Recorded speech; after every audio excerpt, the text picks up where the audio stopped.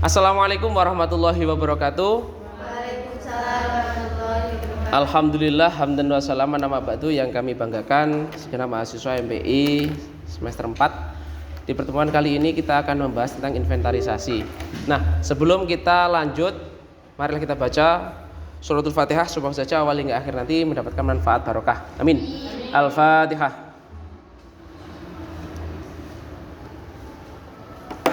Amin. Sebelum kita lanjut, ada pertanyaan dari pertemuan yang lalu kaitan dengan pengadaan. Oke, Nadifa. Mungkin apa contoh dari barang yang diinventarisir? Oke, baik. Karena inventarisasi adalah kegiatan hari ini, kita akan membahas lebih lanjut. Tentu sebelum inventarisasi kemarin kan sudah ada pengadaan ya. Nah, sebelum diinventarisasi harus diadakan, Nadif. Ya, jadi diadakan dulu. Setelah didata belanja, harus setelah itu didata untuk barang yang terakomodir. Ya. Baik, pertanyaannya nanti akan saya jawab lanjut di pertanyaan berikutnya atau di slide berikutnya. Nanti akan terjawab sendiri. Sambil seperti itu, Nadifa hadir ya? Hadir. Nanti langsung saya cek di Siakat ya. Kehadiran nanti di akhir. Yang selanjutnya ini adalah prasarana inventarisasi. Contohnya sudah ada papan tulis, ada laptop atau TV, bangku, meja, kursi, dan jam. Ini adalah salah satu contoh kecil. Contoh besarnya bisa dengan cari di kelas ini secara umum. Ada kipas, masih belum saya masukkan ke PPT. Dilanjutkan. Yap. Jangan biarkan saya bertakon-takon apa itu inventarisasi, apa itu sarana dan prasarana. Kita akan ulas lagi sedikit nanti. Dilanjutkan bagaimana inventarisasi dilakukan. Nah, yang selanjutnya ini adalah gambar dari sarana dan prasarana.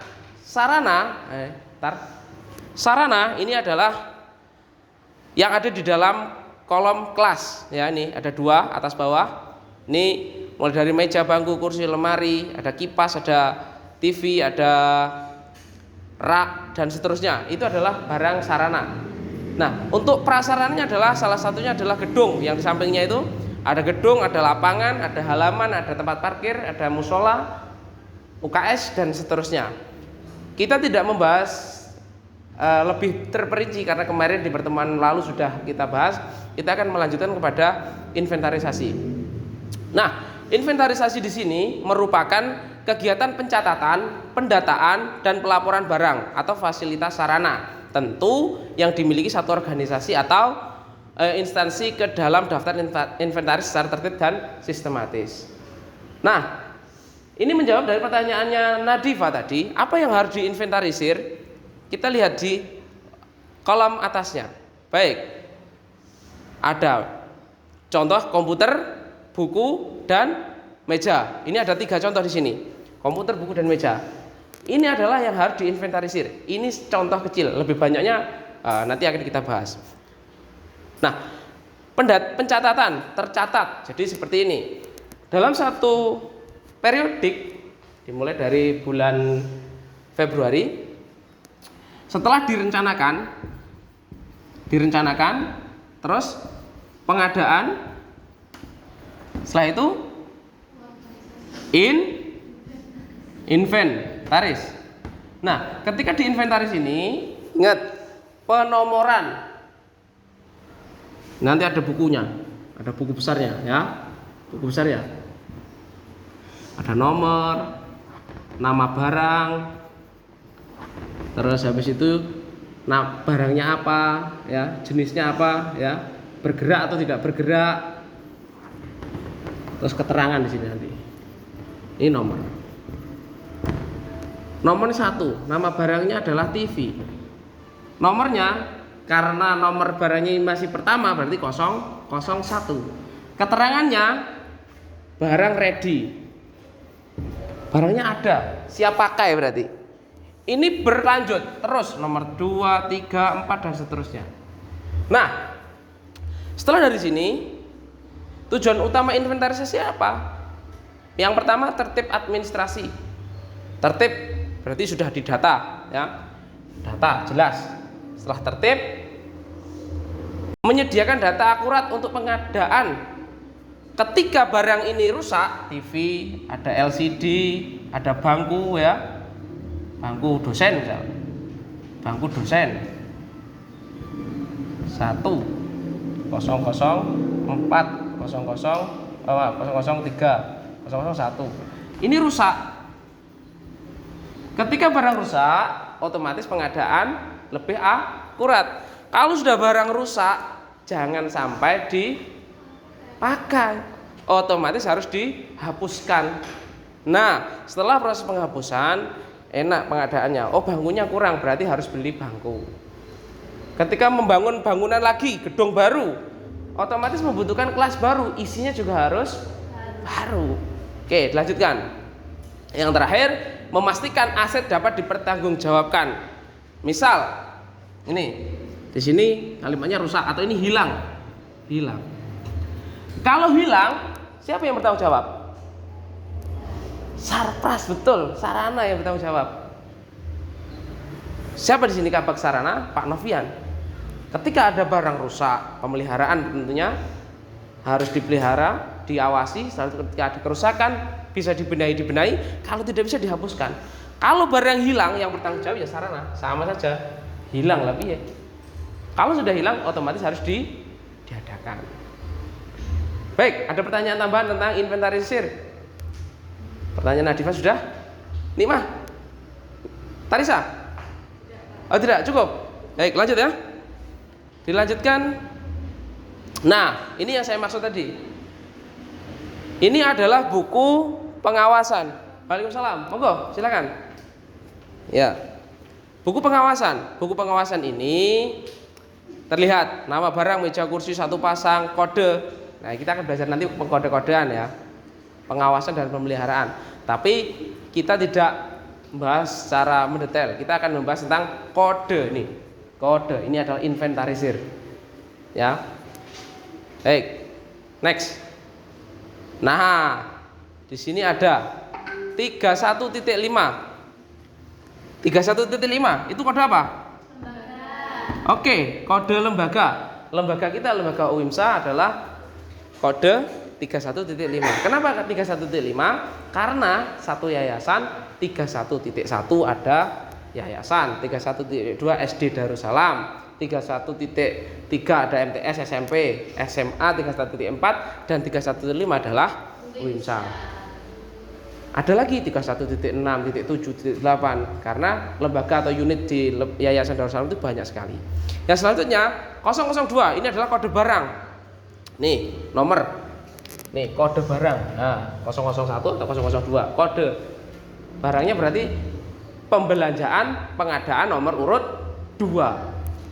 Garis miring MTS. Kenapa MTS? Karena kita menggunakan nama MTS. Ya. Terus 03 ini adalah bulan. Bulan ya. Terus yang terakhir 2026 adalah tahun. Ini nanti dibuatkan stiker atau langsung dicat di barang tersebut. Yang pernah kami lakukan adalah ngecat. Kalau jenengan tahu kursi-kursi lama yang di lembaga kita itu ada tulisannya Invent warna putih, kalau nggak hitam ada putih hitam. Terus yang warna hijau kursi yang lama-lama itu juga ada. Kalau jenengan masih bisa melihat di situ ada. Dilanjutkan, ini kode secara kepemerintahan ya. Di situ ada kode wilayah, kode bidang, kode kelompok, jenis. Ini sesuai dengan perundang-undangan. Yang terakhir, sekian terima kasih ya. Sebelum kita akhiri, ada pertanyaan? Oke, Una, monggo silakan. Gak apa-apa, tidak harus bab ini. Yang kode wilayah itu tadi buat perencanaan apa Pak? Oke. Yang poin ini adalah barang inventarisir punyanya pemerintah daerah atau pemerintah kabupaten, pemerintah kota itu ya. Jadi mereka ada pertanggungjawaban kepada pimpinan pusat. Jadi harus ada. Kalau yang saya sebutkan tadi yang ini adalah milik yayasan. Jadi ini terpusat kepada yayasan. Kalau yang di bawahnya tadi adalah menurut wilayah. Itu ada undang-undangnya. Kita pakai yang ini, sah, boleh, sah. Karena pertanggungjawaban kita adalah pengadaan barang yang di lembaga pendidikan swasta. Oh ya? Jadi nggak pakai yang tadi, Pak?